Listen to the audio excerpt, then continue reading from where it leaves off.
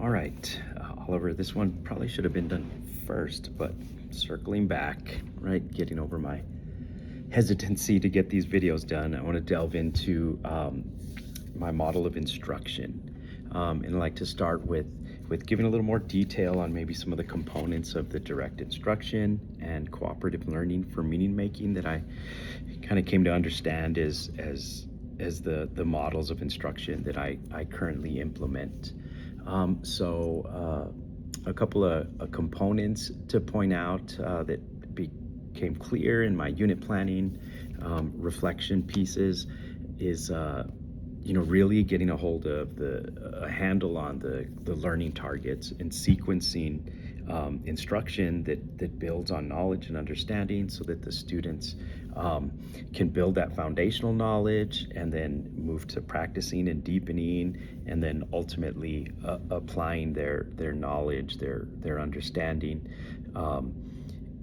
in an argumentative way or through their reasoning in the deeper explanations of how they're understanding the content. Again, I am getting better at using the AP course exam description that gives us the learning targets and the skills that the students are going to need to demonstrate to perform well on the exam. And then also in the at-level classes, the proficiency scales with the learning targets and the foundational knowledge. So just capturing that, and with the DFEs and the CFAs, right, having access to those to know exactly what questions or what knowledge the students are going to need to have in order to be able to answer those questions. So again, starting with clear learning targets, which you'll see in other tasks, explanations and examples in my submissions. So those learning targets that are clearly given, and then my planning where I can sequence in a way that helps the students grow in their understanding. I also really highly rely on cooperative learning strategies, right? And I know initially my interest in doing the cooperative learning was recognizing that students weren't super engaged when I first got back into the classroom several years ago. And that was my motivation, to try to get them to be more engaged. But now I see myself getting better at and having a clear desire to make sure that the cooperative learning also is leading to meaning making, not just, oh, this is fun, mister, and we got involved and I can see their engagement, but are they really making meaning and understanding and helping each other in that meaning making and helping each other reason and understand and learn. And so that I think is becoming a strength in this model, and my practice of it is also strengthening as well. And some of that meaning making that they're doing is some of the activities they have to build consensus or justify their reasoning. I do have some examples of activities here on hand of these cooperative learning activities for court cases in the AP class. For example, I've modified Kagan's structure of fan and pick. I recognized that the students were not, it was just harder for them to read an example. So a fan and pick in the Supreme Court cases would be the different arguments. And so for this one that I'm looking at here, there's 8 different arguments. And so the fan and pick would ask me to cut out all the different arguments, right, and then fan them out, and the students, one would pick, one would read, one would answer, and then all would have to agree with their answer and explanation. What I found problematic when I was doing that was that students wouldn't listen as well, or if their visual learners weren't able to follow along. And so I adapted that and added where they roll dice. So I give them a sheet that has all of the different arguments listed, all of the different arguments, and then they roll a dice, and then whatever number comes up, then that's the argument that their classmate reads, and they can all read along with it. And then the other team member, table group member, then decides, would this be an argument that one side of the case would argue or the US would argue, right? And so then they're able to discuss that, and then they say, oh, well, this is who would make this argument, and here's why. And so that justification of reasoning, right? So it's yes, they're engaged, but they're also making meaning. They would have to kind of, oftentimes when I'm walking around class, some of them will say, well, I think it's this other one. And then the person who originally answered has to defend their perspective in this particular activity. And so the way I adapted this particular fan and pick structure has worked well. And again, it helps move the cooperative activity from focusing merely on engagement, which is a plus and needed, but moves it a little deeper into meaning making, right? And another component is a strength, a component of my models of instruction is the real-time formative assessment that these activities allow me to do, right? So I'm able to walk around the room and listen to the discussions and the points of reasoning, the conversation that's happening, and I'm able to just kind of jump in and clarify when needed, to build up responses and let them know they're on the right track.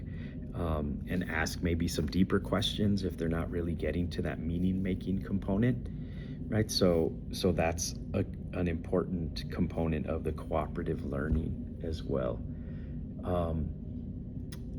Again, I think that this model is helpful to create those structures, and so that students have established norms, they know what to do.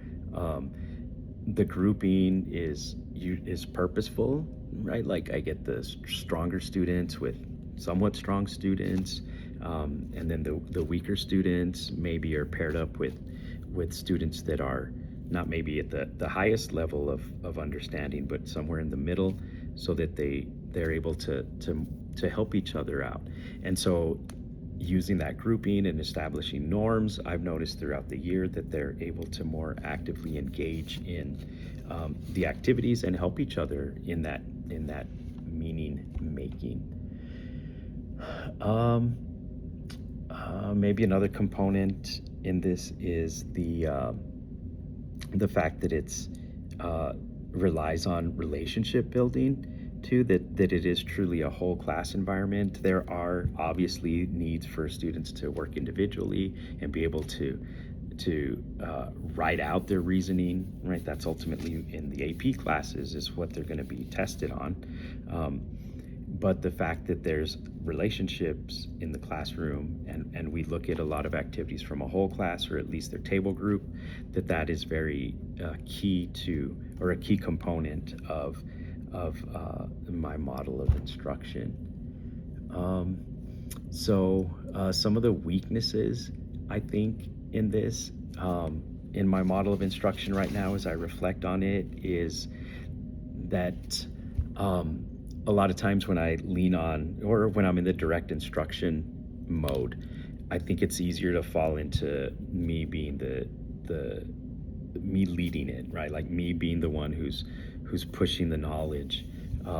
It's too centered on my words, right, and what I'm giving them, rather than it being more student-centered.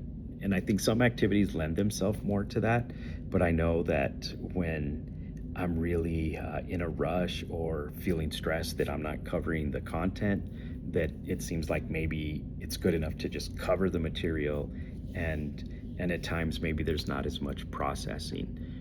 I do think that is a weakness that I've identified, and I'm working on getting better at it. And I think each year I grow a little more and getting better at offering opportunities to process, and getting away from, well, let's just make sure we run through the material, right? There is that breadth of content that we need to cover, but more important, or more important is the depth of knowledge and the processing that happens.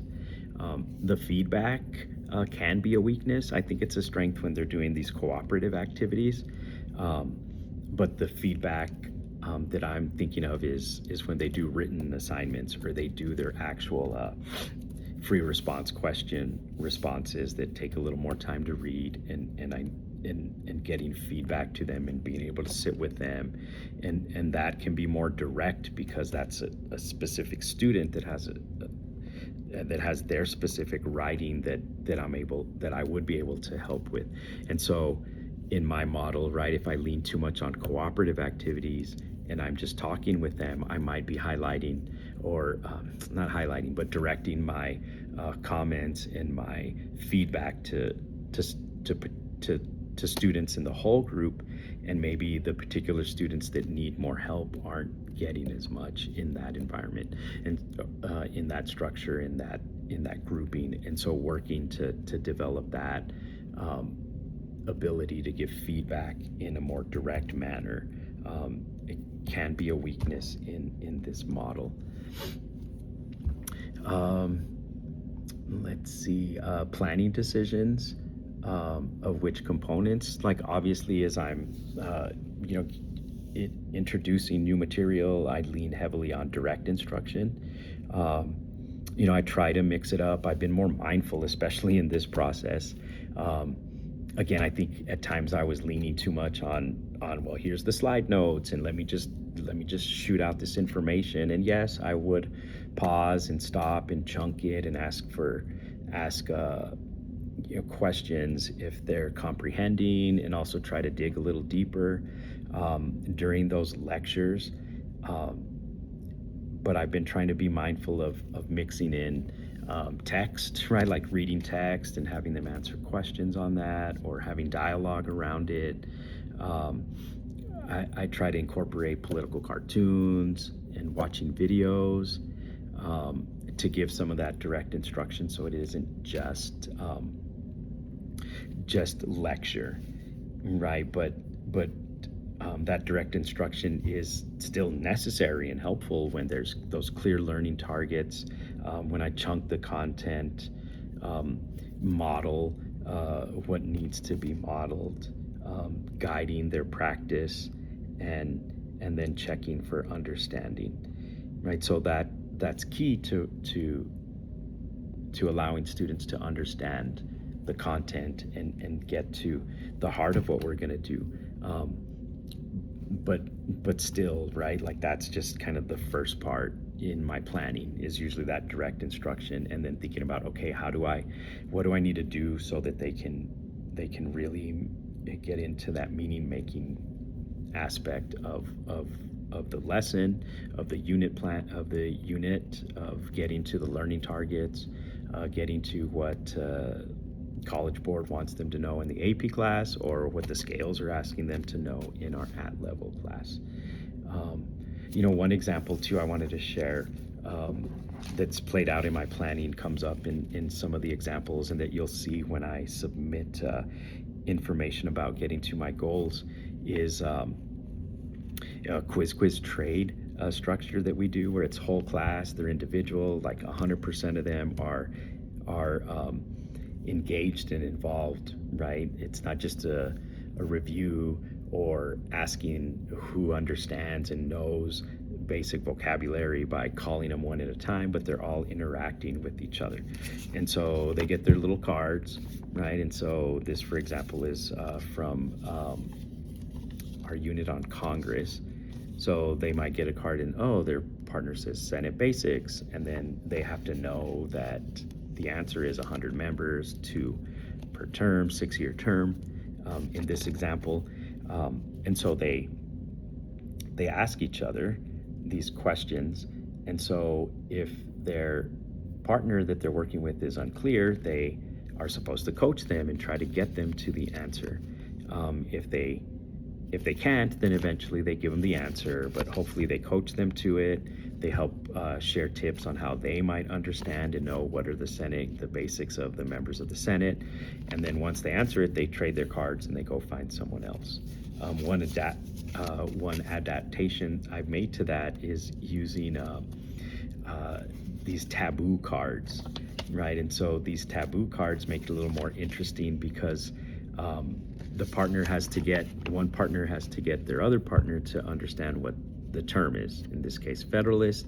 And then there's a list of terms that they can't use, words that they can't use when they're trying to get them to recall and remember what their term is.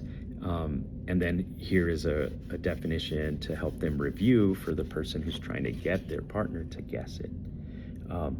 I shared these because I've moved to maybe doing more of these taboo style questions because they really push the students to be more creative in how they're getting their partner to answer. And really it's kind of a scaffold in the coaching component, right? Because they have to do a little more of the explanation. When we use just the regular quiz, it's just kind of like they give them the definition, right? They might give them this side, oh, what chamber has 100 members and 2 per state and 6-year terms. And then either the person knows it or they don't, right? But if they use one of these, then they kind of have to say, oh, I'm trying to get them to say Federalist, but I'm trying to think and see, well, what do I know about it and what connections can I make? That tries to take it a little deeper than to simple recall, but helping them embed that knowledge and information a little deeper. And so all of that, right, like this is another example of the cooperative learning where they're helping each other, where they're moving from basic recall here to more of that meaning making. That's really key components, that are key components of my model of instruction. Yeah, and so yeah, I mean, I think I'll go ahead and stop there.